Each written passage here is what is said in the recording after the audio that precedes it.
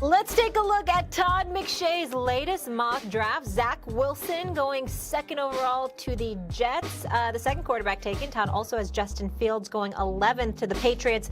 That via a trade, the fifth quarterback taken. On that note, let's bring in draft expert Mel Kiper Jr. on this debate, and not trying to confuse everyone at home. Yes, that is Todd McShay's mock draft, but I'm bringing in my guy Mel here. Mel, good to see you as always. And we're going to debate this one, and you'll be the tiebreaker for. So, Max, I'll start with you. Who do you think should be drafted first? Is it Fields or Wilson? Look, I'm no Mel Kiper Jr., and I don't pretend to have studied as closely as Mel. Obviously not. And I'm also aware, before I tell you my answer, I am aware that the history of the modern draft has been black quarterbacks tend to fall, African-American quarterbacks tend to fall, white quarterbacks tend to rise in the draft. Let's be honest. Sometimes people are right. Looks like Daniel Jones is better than Dwayne Haskins. Sometimes they're wrong. Looks like Mitch Trubisky ain't ever going to be Deshaun Watson or Patrick Mahomes. But that's the trend I noticed. Doesn't mean white quarterbacks never fall or an African-American quarterback's never taken first overall. But that's the general trend. So when I first heard this debate, I was skeptical because I'd seen a lot of Justin Fields. I thought he was great. Zach Wilson, come on, Zach Wilson. And then last month or so, I've been watching a lot of Zach Wilson. Oh, my God. The answer is Zach Wilson.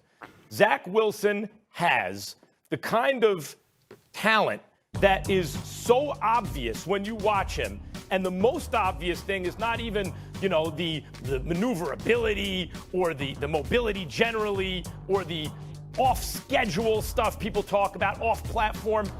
It's the arm talent. This dude can sling it. I mean, that has to do with off-platform, but this dude can sling it from anywhere precisely down the field with the kind of zip on the ball that you only get from elite quarterbacks in the NFL. Like, if Trevor Lawrence is going to go one, but it's almost like once that pressure's taken off you, you're in an enviable position because you get to take Zach Wilson. It jumps out at you when you watch him. And Mel and Stephen A., it reminds me a little bit of like the draft with Eli and Phillip Rivers, because Roethlisberger was also like a guy who I hadn't seen a lot, but I'd heard about, especially toward the draft. And then when you watch him, you go, oh, yeah, I see why I'm hearing about him. Same thing with Zach Wilson for me. It jumps out at you when you watch him. I think he's the second best quarterback in the draft, at least.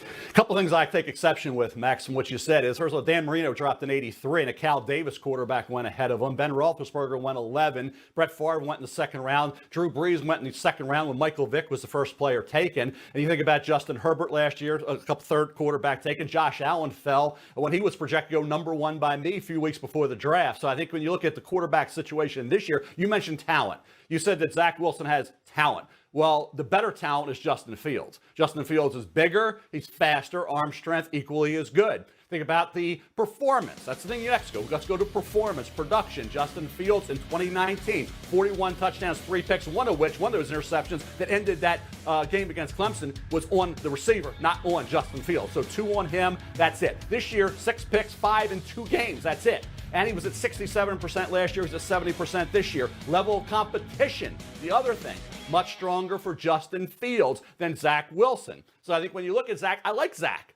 This is where you get into, you knock one, you act like you don't like. I like Zach. He's my third highest rated quarterback, but solidly number 2. From the time they came out of high school, it was Trevor Lawrence, Justin Fields. There's no reason to change that now. He outperformed Trevor Lawrence on that field with 6 touchdowns, 1 pick. And in that game, Max, he was at almost 80% against Clemson in a game where he needed to perform. That was the pivotal game for me. The pressure was on because he had not played well against Indiana and Northwestern. And he went out there as an underdog and he single-handedly, despite being hurt significantly, played through that injury and led that team to that victory and then played hurt in the championship game. So to me, he has the mettle, he has the talent, he has the performance, the production against elite competition. That's enough to give him the edge for me over Zach Wilson. The key for me is always about the level of competition that you're going against when you do what it is that you do. Last time I checked, Ohio State was competing for national championships. I don't know what the hell BYU was doing. I mean, they were respectable and we know they can play and all of that other stuff, but still, I didn't hear anything too much about Zach Wilson until until, obviously the season was over and we're talking about the NFL scouting combine coming up and pro days and all of this other stuff and where he was going to be drafted. Now, do I have concerns about Justin Fields? Absolutely. I think I heard some report, Mel Kiper. I don't know if it's accurate or not. Maybe you can tell me about he checked down only about 6 times in 200 throws or something like that. I don't know what's true or not. I will tell you that I don't think it matters. I'll tell you what matters to me. In 2 years as a starter at Ohio State after coming over from Georgia, the man has thrown, what is it here? 63 touchdowns and 9 interceptions. He's completed 70% of his passes as last year. I'm looking at it from that perspective, along with the fact that he was winning football games and putting Ohio State in a position to legitimately compete for a national title. That's what I'm looking at. I'm also looking at the fact that we said Trevor Lawrence clearly was number 1.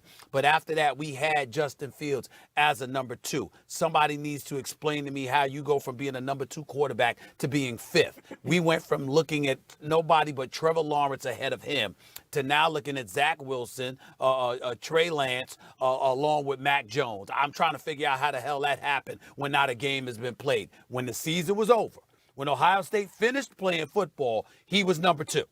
But since that time, strictly on workouts, and I guess people had additional time to watch film, suddenly you're the 5th quarterback instead of number 2.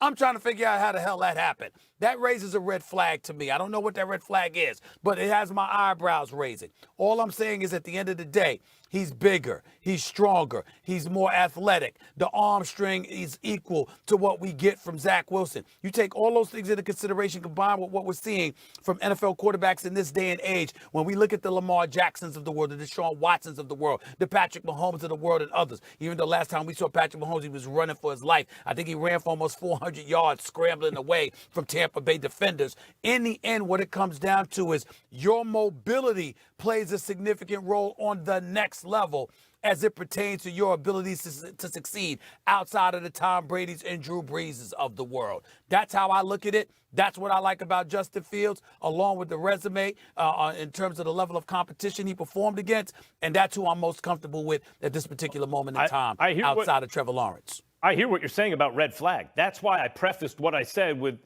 how I did. And Mel, I'm not saying white quarterbacks never fall. Sure they do. But I noticed the trend in recent years, especially in those drafts, is sometimes the evaluators are right, as I said. Like Daniel Jones looks like he's going to be better than Dwayne Haskins, right? But sometimes they're wrong. But the positive correlation I can see is consistently African-American quarterbacks falling and vis-a-vis white quarterbacks who, if anything, rise. What I'm saying in this case, Stephen A., is I agree with you. Justin Fields was one of the most ballyhooed prospects ever coming out of high school, right? Like along with Trevor Lawrence. And for so long, it was like 1A and 1B. Are we sure Trevor Lawrence is better? And now all of a sudden, there are 4 dudes ahead of him. I get what you're saying. What I'm saying is when I watch, and Mel, I'm not pretending to be you. I'm just talking about what I see with my eyes is from Zach Wilson, arm talent. I like Justin Herbert.